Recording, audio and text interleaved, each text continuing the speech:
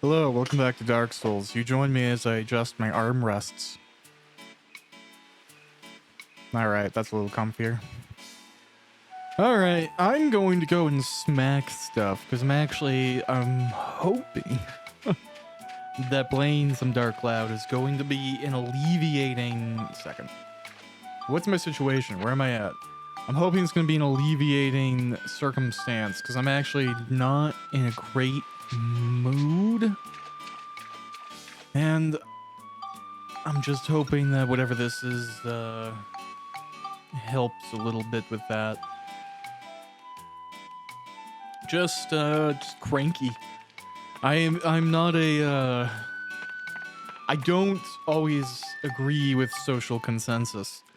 And I think there's a lot of things that, like, just maybe because of the way my brain is wired, I'm like hyper fixated on, and it's very difficult for me to understand where other people are coming from with some things. And it's like, I'm not talking about like some like big thing, like, oh, I'm really mad that people have a certain like religion or something. No, it's nothing like that. I'm really, really upset about something called sentence case. Long story short, I think it looks like dog shit. I just do. It just looks unprofessional. It looks like someone who's like 11 years old just started typing. They don't know what headers are. They don't know how to like visually break things out and make them look distinct. They don't understand capitalization. It just looks so unprofessional to me. I really dislike it. And I'm in a position where it looks like I'm going to have to use it. And it's just like, it looks so wrong. Like the best way I can explain it to my brain is like, if you walked into a grocery store and then you went to the juice aisle, and instead of like all of the juice being in like jugs, how you would expect to see it, or maybe like frozen little cans or something, you know, regular juice boxes or jugs or something, you just had like open bowls on shelves with like no plastic wrap over top of them and some ladles in the aisle that's like, you know, just here you go, here's your juice. And it's just like, is it technically the same thing? Sure. Yeah, it's all juice, but like presentation matters. You don't just lay stuff out like you do any other normal thing. It just makes it, it just looks so bad. And yeah, maybe that's again is one of those things where like if I didn't already know I wasn't a neurotypical individual, that would be one of those, maybe you should go and talk to a therapist or get that tested type things. Because like I think regular people maybe are like, oh no, I prefer this or I prefer one of those other things. I am like, I want to chew drywall. I think this is so stupid. Like I just want to headbutt everything and shout and kick the sentences, and I just want to like tutor every single person and like interview them extensively, deeply, to understand why it doesn't look bad to them. Because I think, too, I get extra frustrated when I just feel like this crazy person that's yelling about capital letters. It's just like, so few people seem to understand what I'm getting at. I was like, well, this is just what everybody's doing. This is what the modern thing. I'm like, I feel like someone's parents is like, oh, you gonna jump off bridges if everyone else was too. It's just like, it just feels so falling into peer pressure and dumb, and it just doesn't look better, right? It's like, imagine if you like were given the Bible and the word Bible had a lowercase b for the Bible. Like it's so wrong. It's just so wrong. Great, some stupid thing I don't even need, and then my stuff is broken. I'm getting like a dozen golf clubs. I gotta start selling these things. Here, no, I didn't want to be a ride pod. Monica, do you have weapon stuff? Yeah, you do. Okay, we're gonna use you for a little bit.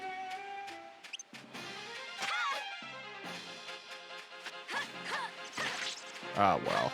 You know, I can't change everything, and I'm trying to be a person that's better about tolerating these things.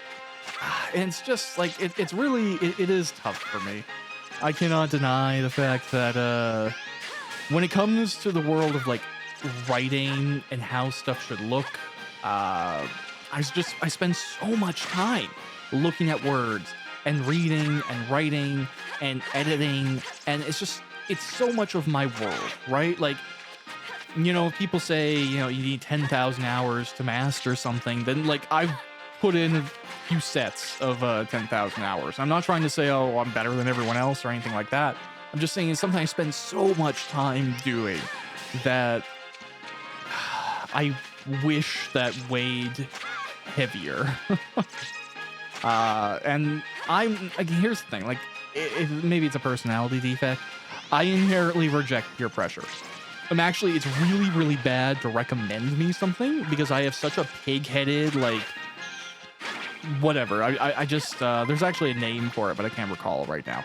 I inherently reject things that people want me to do. I'm really, really bad for that. To the point where, like, if somebody suggests something to me and I was going to do it anyways, but they say I should do it, I almost always will just, like, no longer do that thing. Even if I actively want to. To this day.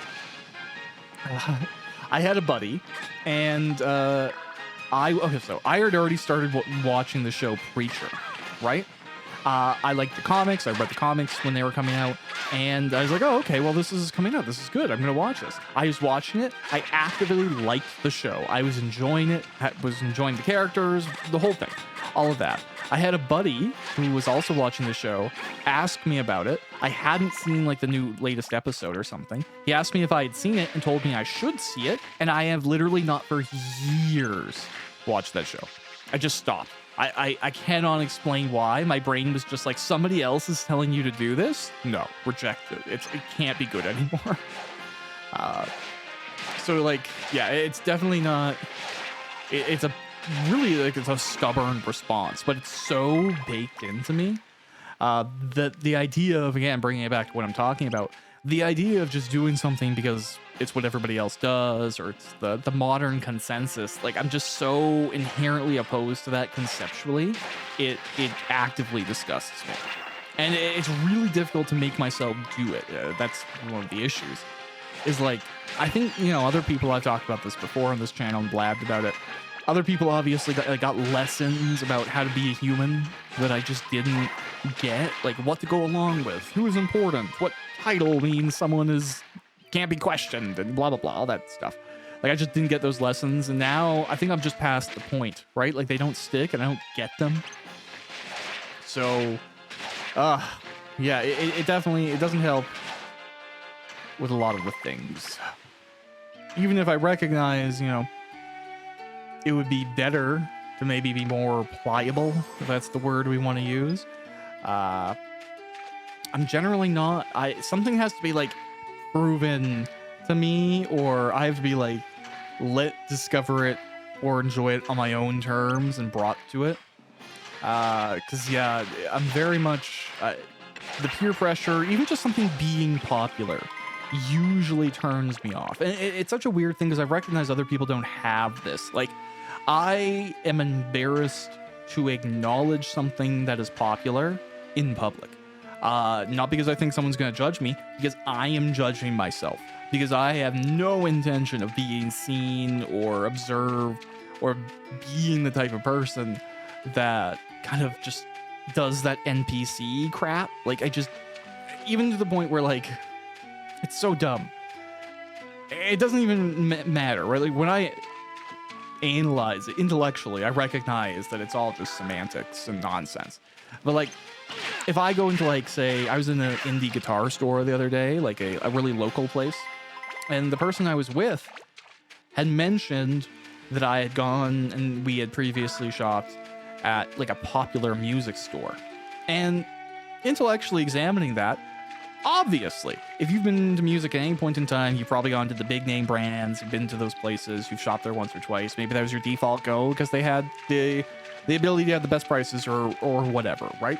Of course, pretty much anyone who's into music has probably gone to a big name music store. And I have, tons of times. Was I still embarrassed to have that said in front of this local music store owner who's obviously like really indie and you know, part of that like local scene? Yeah, it actually internally mortified me. I didn't say anything because it's not important. It's a hang up that I have. It's stupid.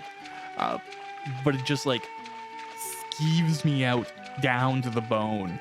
To the point where I won't even, like, if a song is popular, I will not listen to it out loud.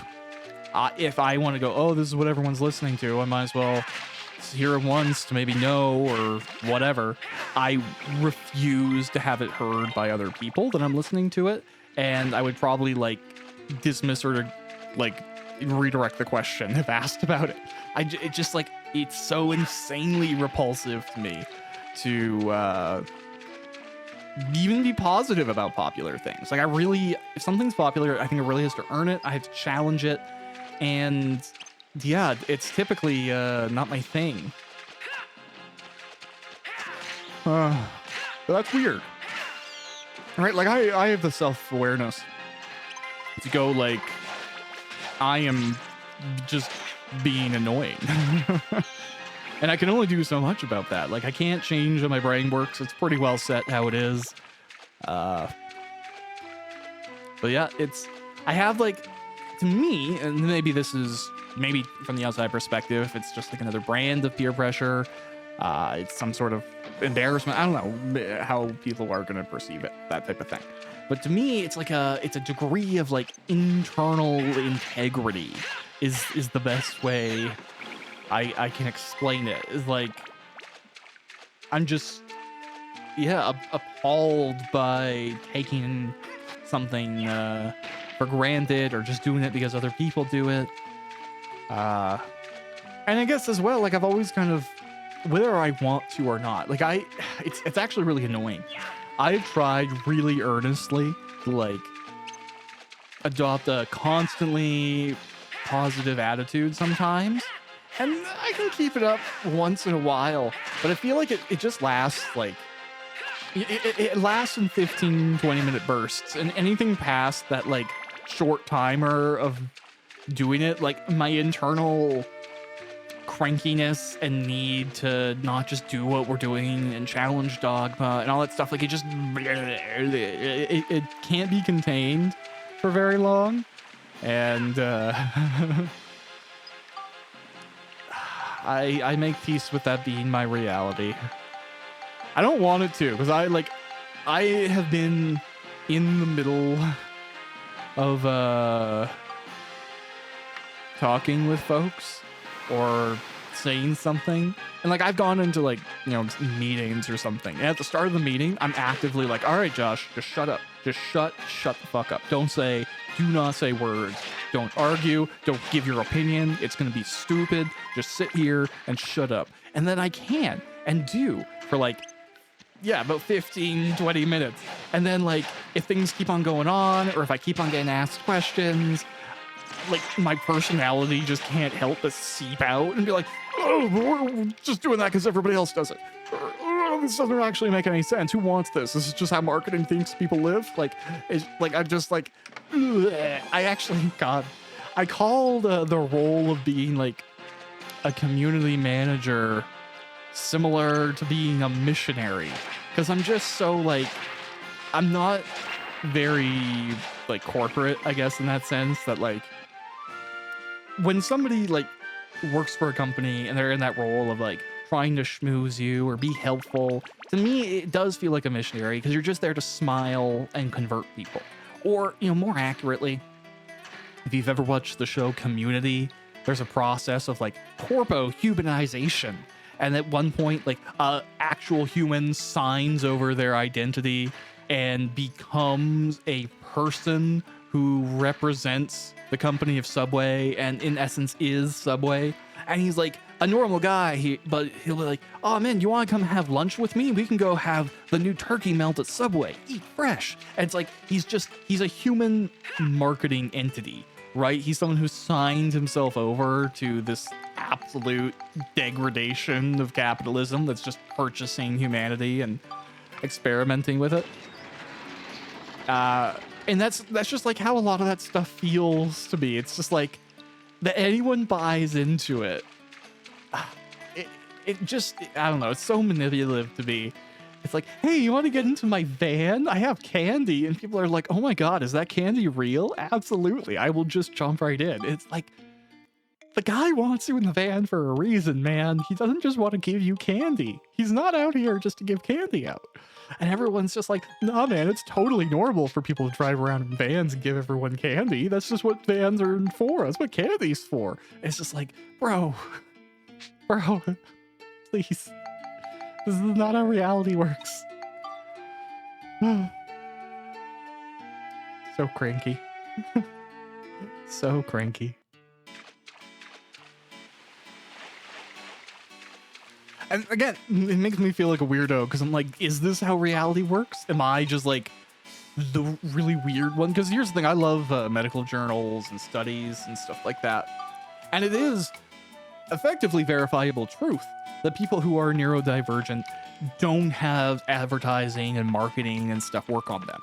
And the more I think about that, I'm like, okay, obviously that's elements of the pie here, but why does it work on other people? Like, is that what I'm missing? Because like I'm not a great marketer. I'll share that. I love the books that I write. I'm really proud of the books that I write. I think I do really cool, unique fantasy that approaches things from a perspective that a lot of the books I've read, as someone who loves reading, they don't always go that perspective, that direction. And I think, you know, I'm trying to add something unique to that, and that's great. Does marketing inherently just feel gross and manipulative and like mean-spirited or predatory? Like, yeah, I just inherently like, I don't like it. It feels like if I'm just out there being like, buy my stuff, you should do it, it's good, buy my stuff, yeah, you'll like it, it's good. Other people buy my stuff and they like it and they're happy. Like, it just feels so like stupid and gross. And the fact that that could potentially work insults me like at a human level. Like I'm offended that someone's saying my species is like that. It's like being called a fish or a slug. It's just like, I don't know, that's inherently insulting to me. To have marketing work on me is insulting. There's things that like I acknowledge that I like, and it's because I'm personally excited about them, not because the marketing is there. Like, you know, I'm a big fan of Marvel. I love comics. I've been reading comics basically since I could read, maybe even before. Pre-utero, I might have been getting a little bit of Stan Lee in there. But the thing is that, like, if I watch, you know, the new trailer for the cast reveal of Avengers Doomsday, is that a fun trailer? Yeah. Did that change my opinion whatsoever? No, I'm excited about it because I read the 2015 Secret Wars by Jonathan Hickman, and all of the lead up and the Avengers and the New Avengers and the Future Foundation, the Fantastic Four run before that, and all of the stuff that led into Battle World and all that stuff. I'm excited because I'm already excited about it. Those things are just kind of like catalysts for that excitement. It's like if you're a pie fan and you go to a bakery. You're not excited because they have the word bakery on the front of the door. You're excited because you like pie and you're going to get pie. And that's kind of how I feel about that type of stuff. But like actual, like, I don't know, man. The whole of the show Mad Men, for example, it's insane to me that advertising is and was as powerful, because it's just like, who cares? Who is so, like, I want to call it simple, but that's rude. But I guess that's what I'm leaning towards. Like, so who is such a lacking sense of self, of internal critique, that just like some flashing lights and a name and a jingle is like, oh, I like that now. I'm gonna go, that's the best thing. That's good now. It's like, I don't know, man. It's not built into me. You can tell I'm angry today. I'm just like, I'm being cruel. But that's actually one of the reasons I like Let's Play.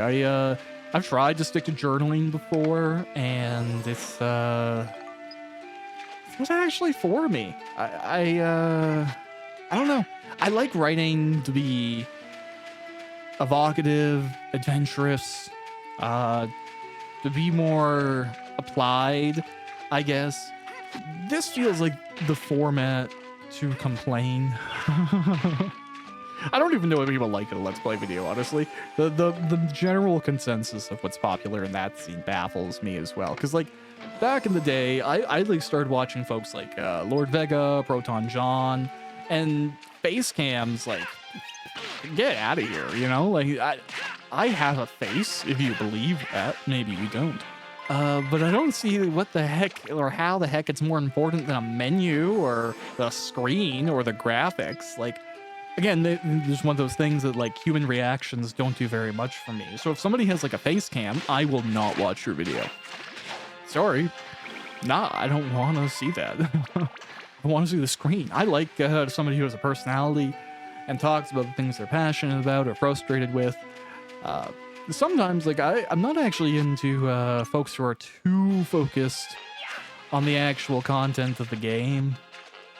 Like, you know, big reactions and, oh my god, screaming or whatever at their monitor. And yeah, it's great to have emotions and feel things when there's things to feel. Like, I'm definitely one of those people that, like, I cry.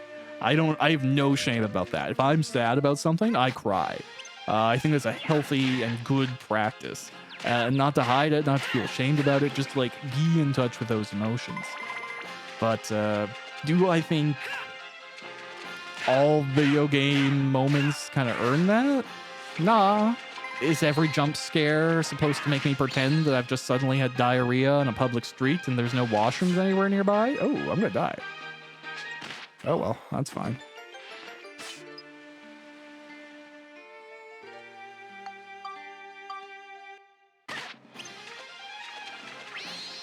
Ow. Okay, is this like the petrification thing? I should use that. Yeah. Okay. We're just gonna have to get in there and...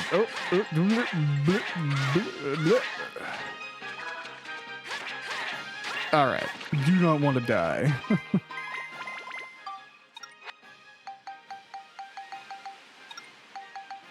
Bloop.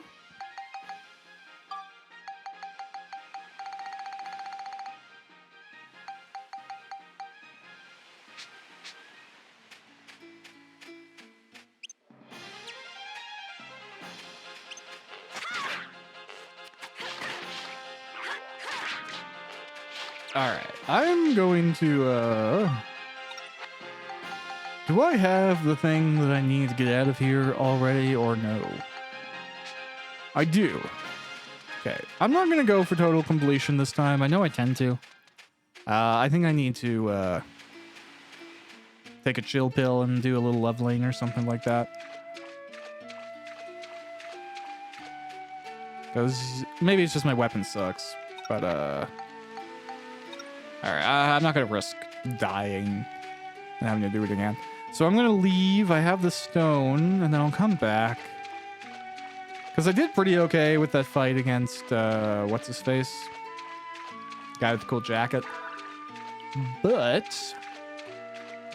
I could be stronger.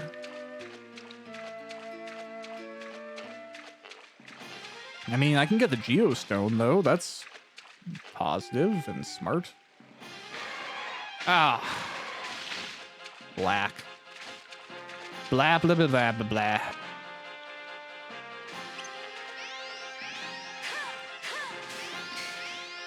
Well, that's no good. I don't have anything that revives, eh? I don't think I do.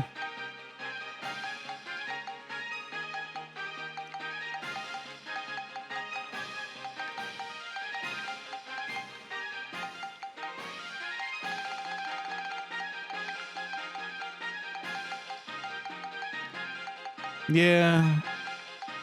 Why would I? Oh, that's cool. Screw it.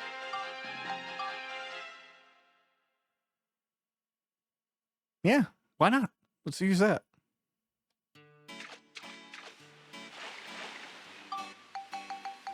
Okay, we're gonna go all the way over here. And we're gonna run the last level or something once or twice. Maybe, depending on... Oh, that's cool. We get a little animation when we come back.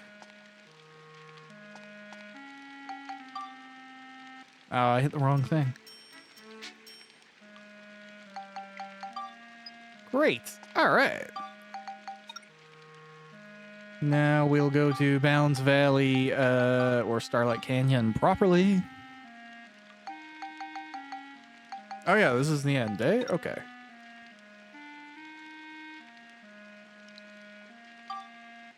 Cool.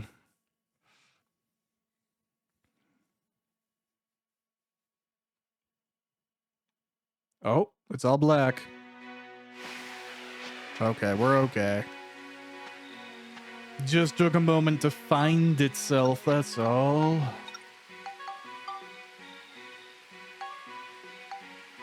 Okay, now I need more beast on this thing, but I have no synthesis points on it. So where are we at? Yeah, okay, this just needs more attack.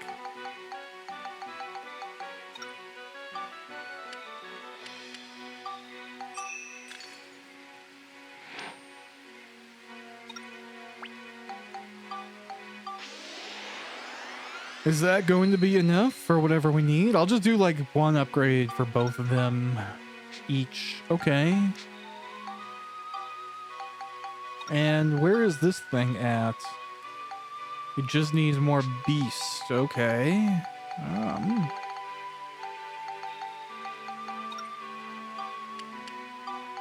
I doubt that's going to be enough.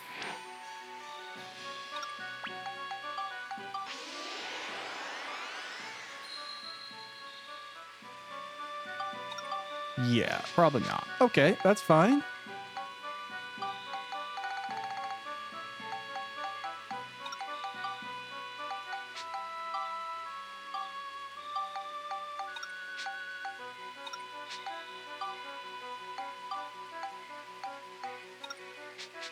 Okay, then I will, oh, no. Work on getting Max's stuff up one, and then we'll go and do, Monica as well. And then I'll look at Monica to see if, we actually even want to use the weapon she has right now. Like, if we picked up something more powerful for her that we should or could bother leveling up instead. Yeah, how do I stack up against literally a dragon? Okay. I'll kill you with the ride pod and then pick up your experience as, Max.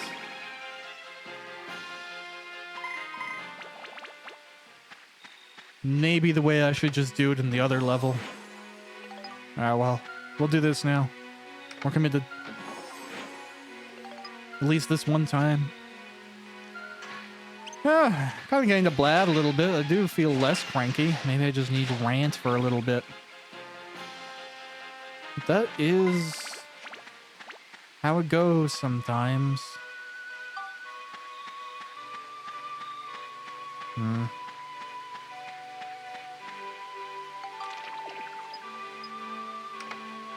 Poison's honestly the best. That's great.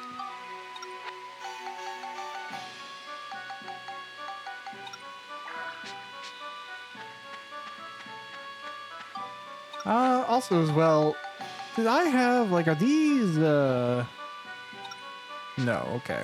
I thought maybe that was one of those special items. Yeah, I don't want to eat all my cheese, but, like, I'm clearly not using it for the, rat that I can go become a monster for with.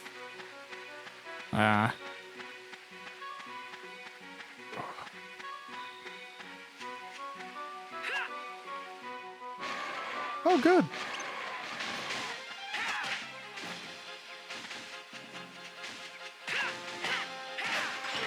Oh, okay. It is nice to have, oh god. Higher defense. Loving that. Very, very appreciative. If only it was like something I could level up. I would grind so much more if I could inherently level up Max and Monica. The fact that like that stat progression is mostly locked to secret chests from the future kinda blows, in my opinion.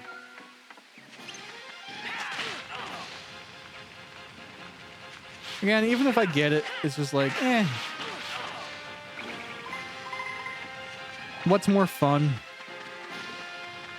I think that's actually, it's one of the reasons that, like, bring it all back to what I'm talking about. I'm generally the type of person that, I'm great at creative thinking. I know enough about myself to say that. I've received that feedback enough from people that I trust their opinion. But I'm really bad at rigid thinking, and tolerating it.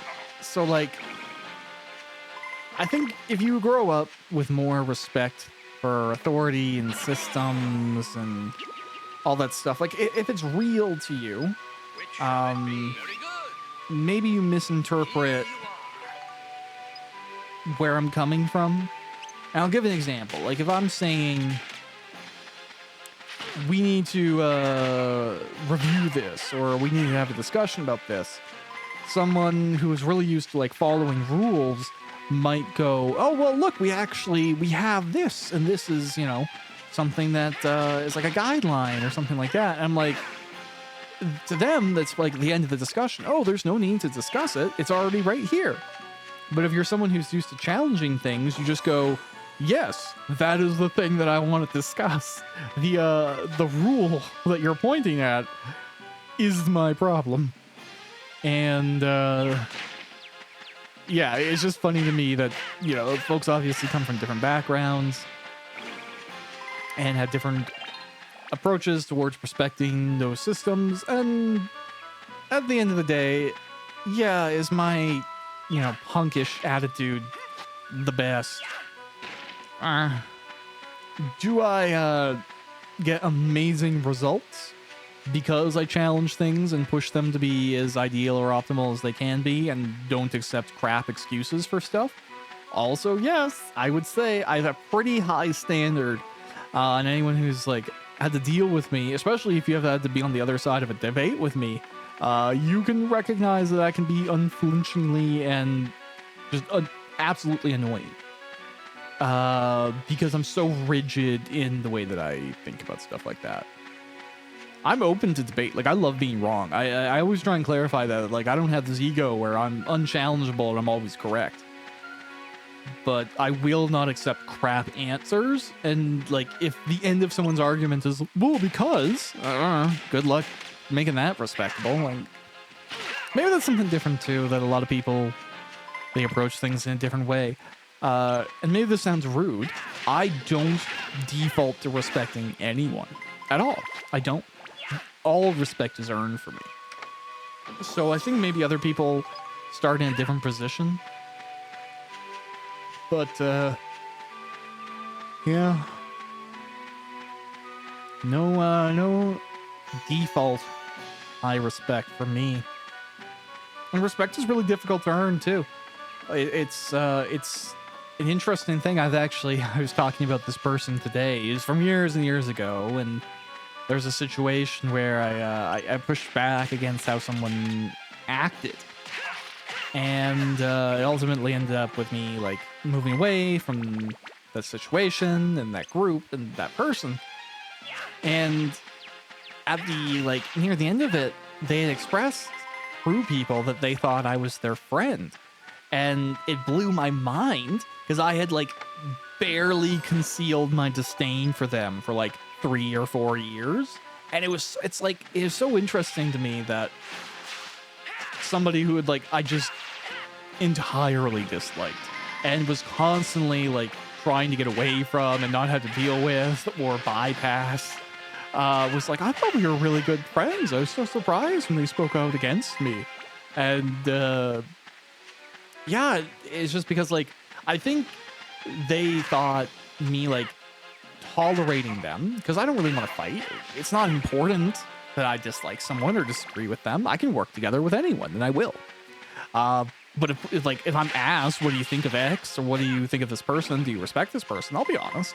I'll never go there because there's no point. Like, I don't need to kick anyone. I don't win anything from telling somebody they suck. if they're in a position of power and that power affects me, like maybe I'll have to speak about it, but generally I'll try to avoid it. Either way, it came up in this circumstance.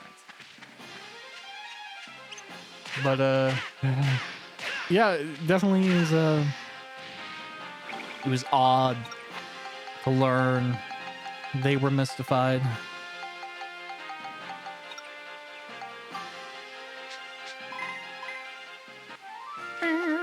Alright,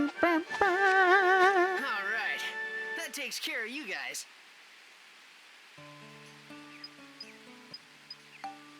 I'm okay. I'm not craving. Okay. What? Oh, that's the speeder ball.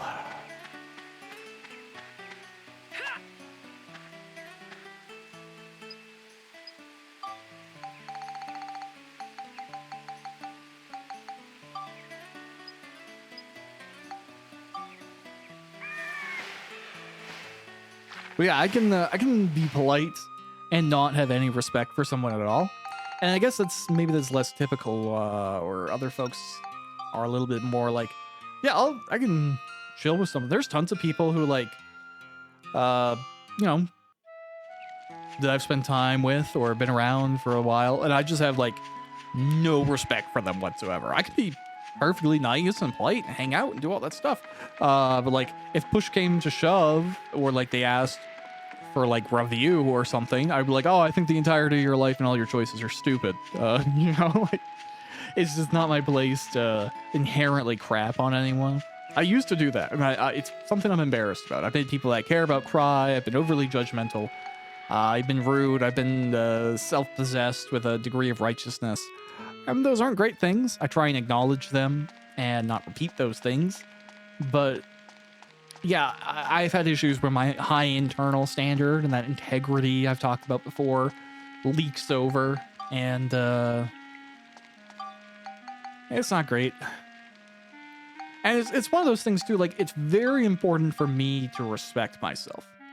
And that is in choices and being in circumstances. Like, here's an example, and this is a pretty dire example. I would probably never be the type of person who did something heinous because I'm following orders. I'm probably the guy who got executed in the street or in the field for not following orders. Or refusing to do something because it was morally wrong. I get circumstances and stuff like that. Stuff happens. But it's just, yeah, I'm probably never going to be that guy. And I don't typically have the capacity.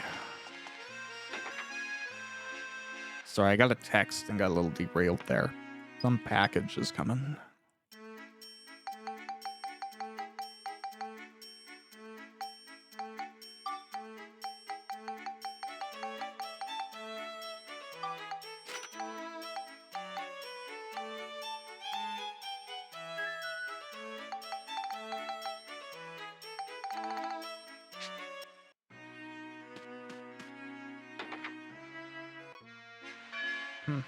Okay.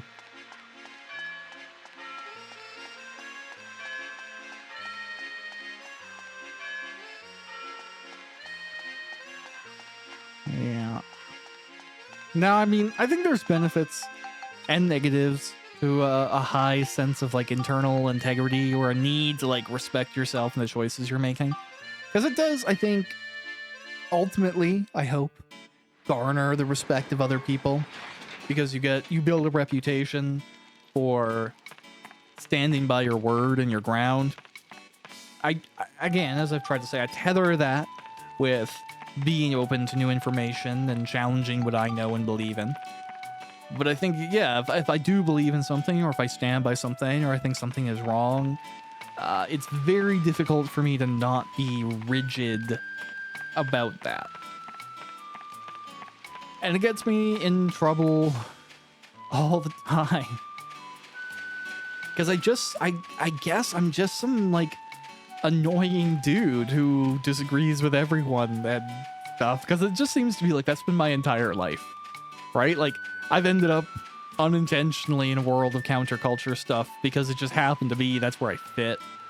It's not like I preferred, like I don't want to be some annoying guy who disagrees with everything and thinks the way that everyone's doing something is stupid.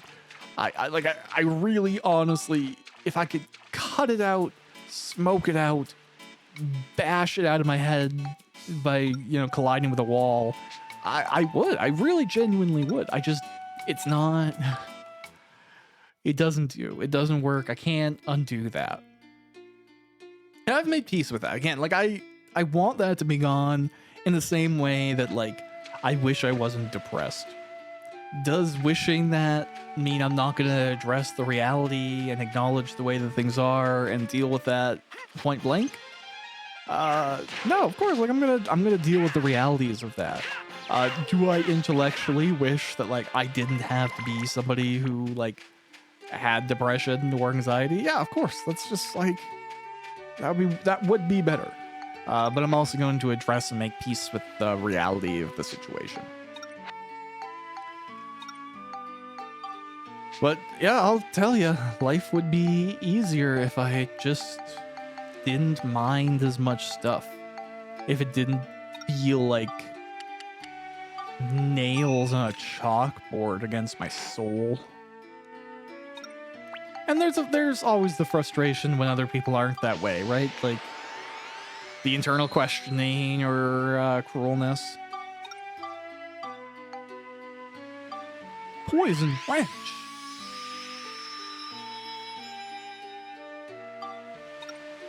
Cool. Ugh, excuse me.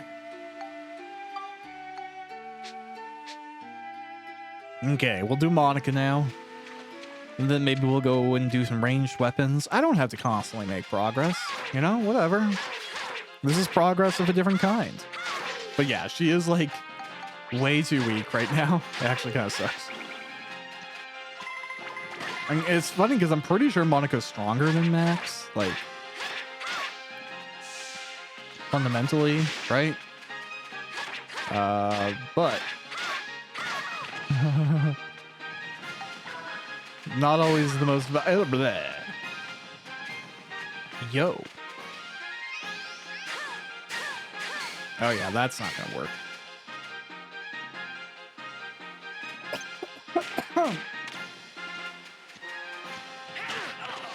Ow. Okay. Great. If I kill it with his, okay, it just spreads evenly. But that's fine.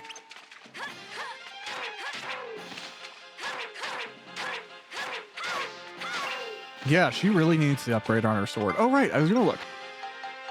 Okay.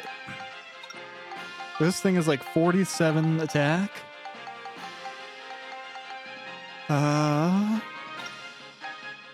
22. No, it sucks.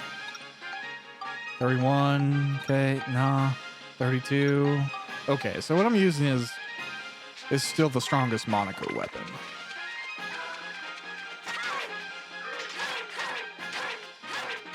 I'm sure there's some like type effectiveness thing that I'm not taking into consideration, but whatever.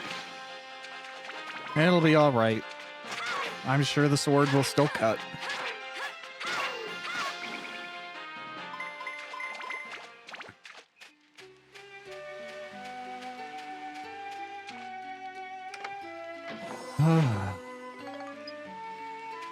I have there is some exciting stuff coming up in my future. Focus on some positive things. I finally, after a lifetime of dreaming about it, and the past year or two of kind of preparing to do it, especially since I moved up. I moved into a bigger apartment the other year, and I never really thought I would have the space to have a server. I was just grateful to have the room for a desk and my main computer. And now that, I've kind of doubled my space, there is room in my office for a server. So I was watching eBay and kind of trying to shop some deals. And eventually one this week came up that was too good to say no to. And actually, it was kind of one of those situations where like I missed. Is this like literally a down to go like a little? Oh, this is the best room generation ever. I feel so safe here. I want to stay forever. Yeah. So the thing there. I forgot what I was talking about. Jeez, dude.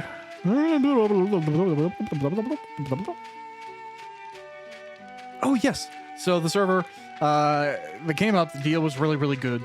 And like a really good deal. I hope it works. It offers returns and like I have payment protection and stuff through eBay. The seller has really, really good reviews and responses. So I don't feel like I'm going to get scammed, and I'm confident enough with hardware and software to fix a majority of things. But like I bought a system that comes without a OS, and that's clearly knocked a huge amount off the price, which is funny because I'm just going to throw Ubuntu server on it anyways, which is free.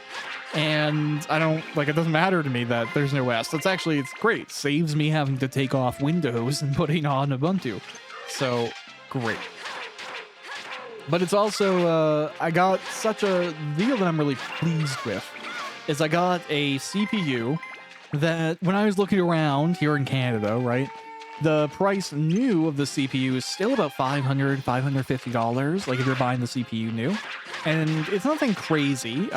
In my personal machine, I run an i9, and I would not recommend anyone personally have anything lower than an i9 for a gaming rig.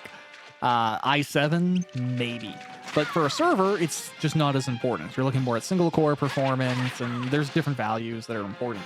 So I went with a i7 10700. I've never actually said that out loud. I don't know how to. 10700? Is that whatever? 10th gen i7, and yeah, it's still a pretty expensive CPU if you're buying it new. So I got that. I got a case. I got a terabyte SSD. I got 64 gigs of RAM, and all of the components that you need: fan and CPU cooler and blah blah blah blah blah. And given that for me, if I wanted to purchase that CPU brand new, $550, I got the CPU and the entire rest of that computer for $600. So I am pretty psyched with that. Is it the most modern thing? No. Am I actually all that upset about it? No. 10th gen processors have proven themselves to be pretty great. They have a pretty low power usage. They scale up pretty well. They have pretty good single core performance. Oh, I'm back to being max. Oops. So yeah, I think it's going to be great, especially for a lot of the things I'm going to be doing, right? But it's funny that this is actually, like, I have no issues interacting with the terminal. I am not a first-time Linux user at this point in time. I've been using Linux for a while. And it is actually, though, the first time I'm going to be using a home situation, a personal computer, a headless server. And I'm not going to use any GUI. I'm just going to save the resources. I'm not going to have a monitor plugged in half the time. Actually, I'm really pleased with this. I was like looking around, and I'm really persnickety, if you can tell by having watched any of my videos or listened to me for 5 seconds. I'm very persnickety. So I hate unplugging stuff and replugging it in as like a temporary solution. It just like scratches at my brain. I'm like, no, things must be in their place. And so when it comes to setting up a server before you can like SSH into it, I was like, do I have to buy a temporary monitor just to set this up and just to use that before I get SSH set up and SFTP? And then I realized, oh no, wait, there's a better way to do this. I already have my laptop, and my laptop is great. My laptop has a bunch of modern hookups, and what I can do is get a capture card, way cheaper than a brand new monitor, way more universally applicable because I do Let's Play and stuff anyways, right? And then use a capture card, connect it to the output of the computer, the server, put it through a capture card, and then just open up VLC and full screen the capture card or the capture source, right? And that way my laptop becomes a monitor for the server, and I can just like poke on through and do what I need to do and set it up for SSH and do all that stuff. And then when I'm done, I can just unplug it and boom, bam, go back to and connect via my laptop directly or do whatever I need to do. And if I ever need to do it again in the future, all I need to do is plug in the capture card.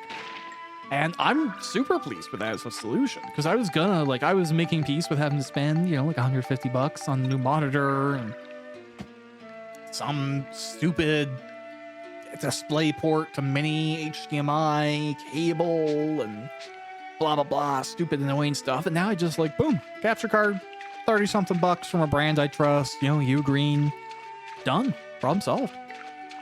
Pleased as punch. Presuming it works, but I think it will. And do I think I need to use a little of that capture card for like Let's Play anytime in the future? Probably not. I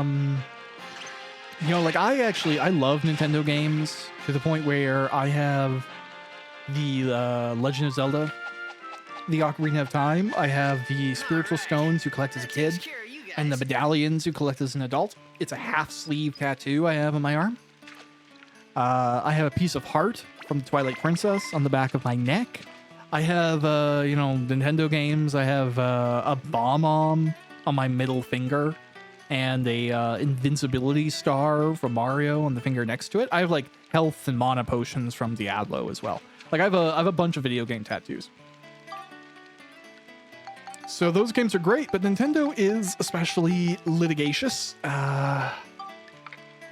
And then I only need to draw so much attention to myself as well. I would love to, have this YouTube channel like pay for beer money, or more accurately, weed money. Let's be honest. I don't need beer money. I need weed money. That's what I'm gonna use it for. But it's one of those things where I don't want Nintendo getting mad at me if it ever happened where I got big enough to start making ad money from this channel. And I do, I play on Wii U and do a little bit of a emulation there. And they're really persnickety about that for some reason, which is weird because they shut down the 3DS and the Wii U marketplace, right? Like all those games are abandonware now unless you're buying physical copies on the secondhand market. So it's like, what are you even protecting? There's no way you're making money off of protecting Wii U stock, but it's beyond me to argue with Nintendo.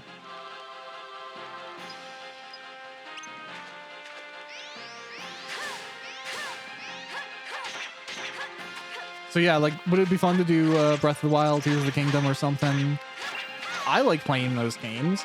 I try to play games that are a little bit underserved, or like there aren't many like modern Let's Plays of, because it's a shame when you go back to like watch somebody you like Presenter or Let's Player do a video game, and it's like their run of the game was like 15 years ago, and it's still like, God, what was the app back then? Oh, I can't even remember the screen recorder that was used. But you know what I'm talking about. Like, you can tell like the capture method is old, and the sound quality isn't great. Like, nothing is worse than finding somebody you like watching, listening to, and having their videos in the background. We all have those. That's why we're on YouTube. And having that, and then like, you're like, oh, I wonder what they were like when they first started. I'll go back. Oh my God, they played this or they did this. Well, that's so cool. I wonder what that's like. And then you listen, and it's just like they're like talking on a laptop mic or something. You're like, oh, this is painful now. I've been spoiled by the goodness of modern technology. Like, even my videos, I started Let's Playing again. Like, I started when I was actually a kid, not on this channel. That channel, I think it's somewhere, but I have no idea where it is. I've tried to find my old Let's Play channel. Maybe it got taken down or something. I did like Mario 64 and Conker's Bad Fur Day and stuff like that. But I've been Let's Playing for a really long time. But on this channel, I got back into it entirely because I had access to a mic again. My wife had bought a headset, and it came with a package deal for like an extra $7 or something, and she could get like a condenser mic. And she had no purpose for it. So she's like, hey, if you want to use this condenser mic, go ahead. And I was like, ah, sweet. All right. And then I just started doing Let's Plays all the time. And I had a mic, so I was like, oh, you know what? I'd love to do a project with this. So I did an entire 20-chapter audiobook with a cast of 12 people. And some people might be like, oh, I have a vision, or I had some great desire to... I had a mic and I felt like doing a project with it. Like, that's kind of how I work. I'm just one of those people that, like, I feel a need to use all the stuff I have. Or if I get something, I'll try and rise to the occasion of using it. Suffice to say, doing that enough, I got to the point where I was like, this mic is kind of butt. So I bought and splurged a while ago now on a Shure mic. And other than changing up how I've like mounted it, I haven't really had to do anything with it. And it's performed amazingly now. But when I go back and listen to my voice before I got the Shure mic, I'm like, oh my God, it's so bad. I can hear the rum. I can hear the rum, guys. It's awful. Ugh. And this mic is obnoxiously better quality. I had to do a lot of tuning for it, and like again, tech guy, you know, I just get the stuff I want. So I edited for a long time in a program called Shotcut, which is free, and it's a pretty good program. I am not gonna lie. But the free version, I don't, you know, it let you do GPU encoding, which was nice. But I kind of wanted something more powerful, more comprehensive, something that like just worked better and could scale with me if I wanted to try and do additional projects. So I ended up buying, I think 2 years ago now, I bought a studio license for DaVinci Resolve, and I love it. Years ago, actually, I'm just thinking about phrasing this. I started off, like many young people, making videos on Windows Movie Maker when I was a kid. And, like, you know, making YouTube videos with your buddies, and hated Windows Movie Maker.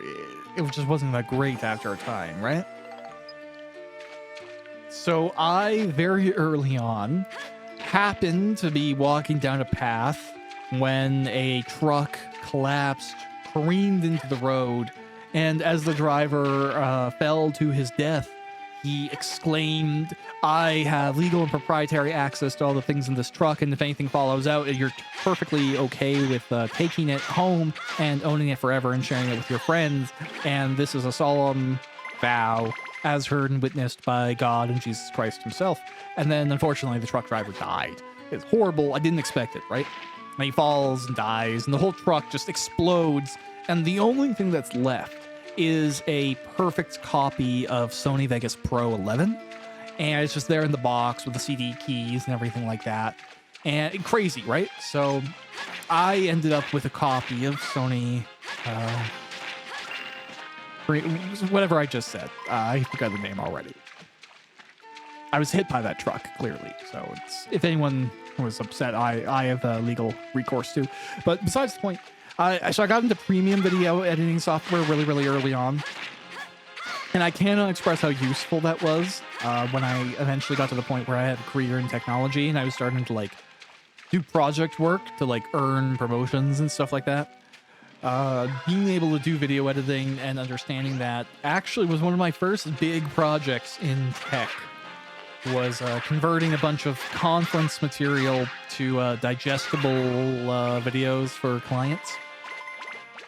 And it was great. I wouldn't have been able to do it. I wouldn't have been able to step in and use all the video editing tools that the company had if I didn't have that ground experience with video editing and audio mixing and all that stuff. So, you know, 2 points there. One, always be on the lookout for trucks that happen to be careening off the side of the road with enterprise level software. And you never know what a skill is going to end up being used for down the road. So don't be afraid of learning. Don't be afraid of trying something out, even if it's frustrating. Part of like, I think this is, you know, something, especially if you're a perfectionist, you can undervalue how important finding a mutual frustration is. And that's like, it's actually core to your understanding of something, right? Like maybe you're like, oh, I don't understand this thing, or I think this is stupid, or whatever. Like, here's a really great example. One of the signs that like you're really starting to understand and be a functional support agent in the world of software is when you have slowly but surely developed a hatred of regular expressions, or regex. When you get to the point where you're like, this is stupid and I hate this, and why does anyone do this, and this is I hate it all, that's the sign. You have reached a point of understanding. Your mastery is such that you're not confused about what something is, you just hate that it exists. And that's what every real, true support agent feels in their heart. A deep, eternal disdain for all these stupid things that I've been forced to understand.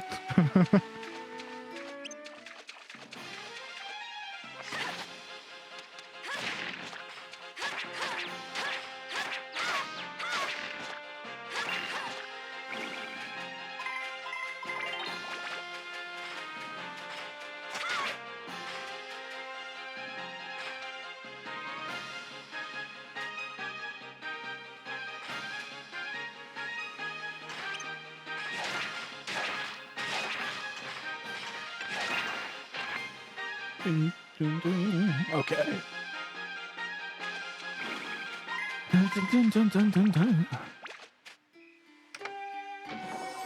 You know, it just kind of like popped into my head, kind of going back to the respect thing. I'm this is an example, right?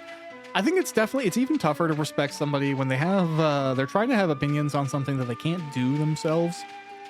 And that's always confused me, if I'm being, completely honest. Like, I don't understand coaches who've never played the game they coach.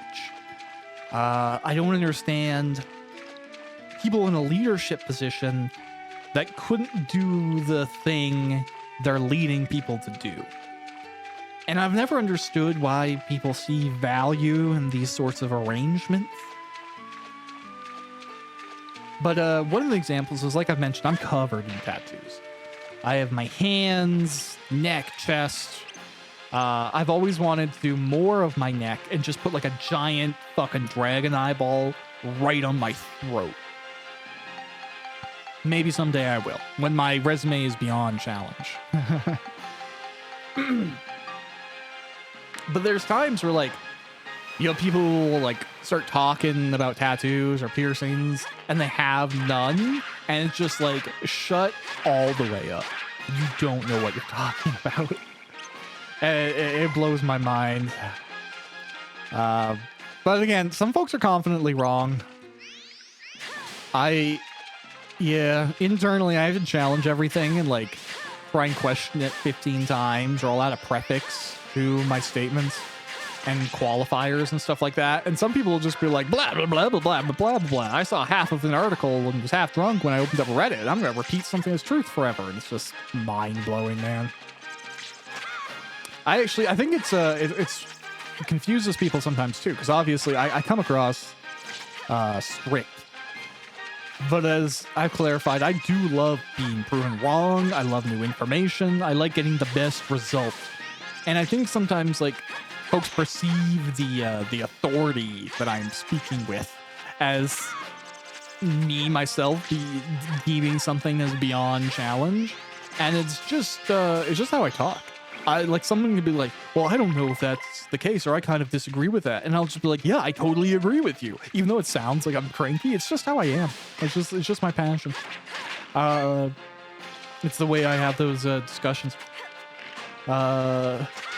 Or I'll be like, I think this is stupid, but if we want to do something else, I will go along with it. Like, and I guess sometimes that can sound undermining, but I can't force myself to lie about the realities of the situation. Looks like we got 'em all. I think, yes, clearly some other people will try and like save more face. And they're like, even if I think this is dumb, I'll pretend I like it. I'm not gonna lie. I'll be like, I think this is dumb. I'll do what I need to do. Like, I'm gonna listen. I'll do my job. But I'll also clarify that I think something is dumb. And I think that makes like true positivity more impactful and more honest.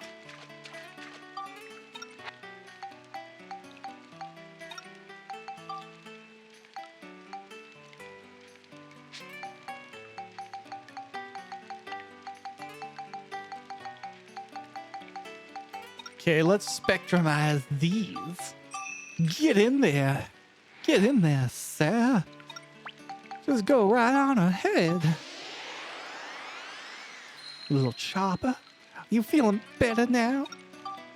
Oh, yes, you just need a little scale. I don't know what you need. Scale. I don't know why I did that. Sometimes you just do stuff. Spend too many of my years improvising. It's actually really tough. I'm always like, I have to turn that off sometimes, like, especially in meetings. Like, there's that part of my brain that's always fucking riffing, I guess. Like, it's the writer in me or whatever it is. And they're like, I have to turn off that, like, don't fucking try and make something a punchline. Like, not everything has to be a joke or entertaining, but try as I might, my brain will never really buy into that. It'll constantly just be like, yeah, I know we're delivering a serious message, but wouldn't it be funnier if it went like this? And it's just like, I'm just like some lame comedian that no one asked for. Chura? Oh, wow. Chopper to Chura. Short sword with a beautifully painted blade. Beautifully patterned blade. Yeah, I mean, I guess it is. Oh, nice. We only have one option now. I feel like her weapon needs like another upgrade, though. I feel like Monica's kind of lagging behind here. That's probably my fault. It's not her fault. So we'll just play as Monica for a bit longer here. I'll just kind of like rerun some dungeons. That's what I'm doing right now. That's what Dark Lids is. It's a dungeon crawler. You're watching a Let's Play, right? You're here to have some background noise. Fill that void a little bit. I get it. I hate voids, man. Gotta fill those. Distractions. That's essential.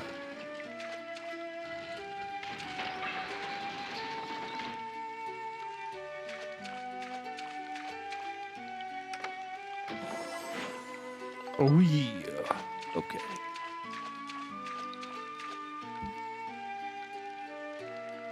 What's 14:15? 12, 2 hours after 12, 15. Okay, so that's like 1500's 3, eh? Alright. Maybe I'll get a phone call here, maybe not. I don't know. I'll just have to buzz someone in if I do. It's not the end of the world, I guess.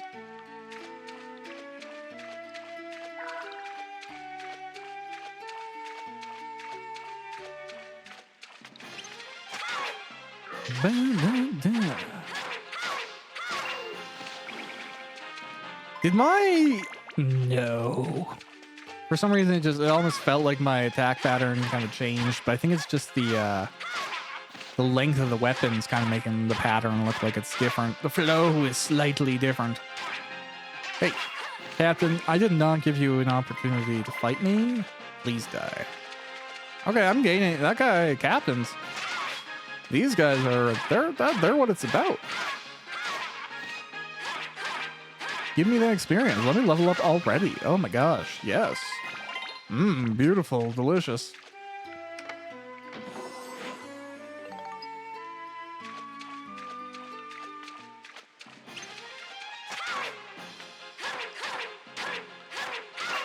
Okay. Great. Lovely.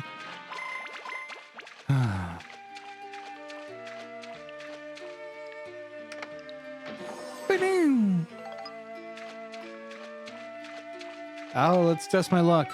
Good, bad. Oh.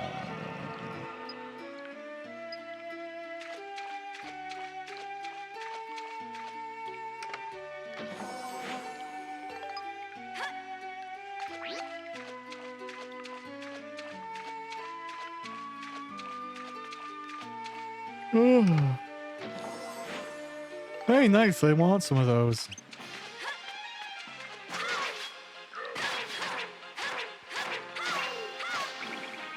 Cool. All right. I think I have the jagged thing to get over this barricade. Pretty awesome. I think I'm going to finish recording here, and then, like, when I do, I don't know how long it's passed. Let me check. How long have I been recording here? Oh, jeez. I'm over. I'm a little bit into this, haven't I? I've been getting away with ranting. Jeez. All right, I'll finish this dungeon then. I think I'm gonna go play some Stalker 2. Get back to it. I did start another file. Great game. Great game. I think the Stalker is great because it has a faction that very much embodies the type of person I am. Like, there's a loner faction. And that's definitely, I represent a loner. Like, I know that a lot of people love party members and interactions and stuff like that. I love world building that lets me be an introvert and still have a legitimate, enjoyable experience and not just feel like I'm skipping content. Like, I love helping people in Stalker and doing quests and, like, walking up and some crazy things happening and I gotta, like, deal with some people. And I love that, like, after I deal with that thing or help or do whatever the situation is, I just leave. You know, like, I'm like, all right, bye, enjoy the world. I'm gonna go continue doing my thing. Like, it's so nice to have a character that can live the way that I would live in that situation. Just kind of, like, plodding along between things that interests me, chasing up my own things, sitting at a bar, listening to music, having a drink by yourself, and then going out to face the horrors. Like, that's totally what I would do if I was in the zone. Other than, you know, die miserably because I have no military training. I have survival training. I do legitimately have that. I've done a lot of survival stuff. I've slept in garbage bags. I've learned how to start fire from a dozen different things, whether it's just wood, black powder, batteries, and wires, like whatever. I've done all that stuff. I'm good at that type of thing. I've taught other people to do it. I used to be the type of person who kind of had a knife and a tool for almost every situation. I veered a little bit out of that just because I stopped spending as much money on steel. But there was definitely a part of me that for a long time was that way and had that fascination. And even now, I have an internal promise that when I pay off my student debt, I'm going to buy myself a really nice Leatherman. And, you know, when the time comes. But yeah, I love survival stuff, but no real military experience. I've been in fights, not because I've wanted to, but because I've had to defend myself or been in uncomfortable, unfortunate situations. Despite being, like, good at not doing that cortisol reaction until after. Like, I've you know, if anyone knows what cortisol is, it's that thing that triggers in a traumatic situation where you're like, and you start shaking. Cortisol is the thing that makes your hands shake. And how you deal with that, like, adrenaline spike is a great way to determine how you deal with crisis management. I am great in the moment, but as soon as the moment is over, the chemicals and the anxiety usually tends to hit me. So it's like, I have, you know, the fight or flight, like pretty much everyone does. And if my body picks flight, I immediately feel the anxiety reaction. Because it's like, okay, I back down. I'm not using this defense mechanism. Blah, blah, blah. Emotions. Or fear or anxiety or whatever it is. If I pick fight, and that doesn't have to be violence, right? It can just be a direct encounter, direct confrontation, dealing with the thing that's concerning. I'm great. I'm very stoic. I keep at it. I can focus. I can do something horrible. I can stitch somebody up. I don't care if they're bleeding all over me. I can do that. But it's when I have to stop or if I don't get to go ahead. It's the same thing as, like, if somebody yells at me in real life, I can either immediately fight back, yell back, defend myself. But if I'm, like, in a professional environment where I can't really, like, go, hey, what the fuck did you just say to me? I usually have an anxious reaction because I can't use that, like, direct confrontation or discussion as a safety or a safe way to outlet that anxiety or frustration. It just, like, hits, which is less fun.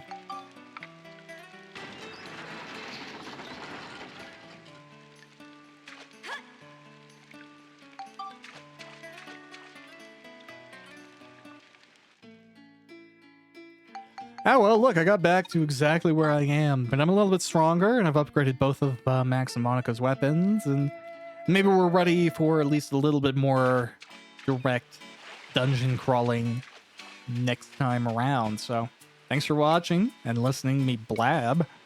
Hope you have a good day wherever you are. See you around the next one. Bye.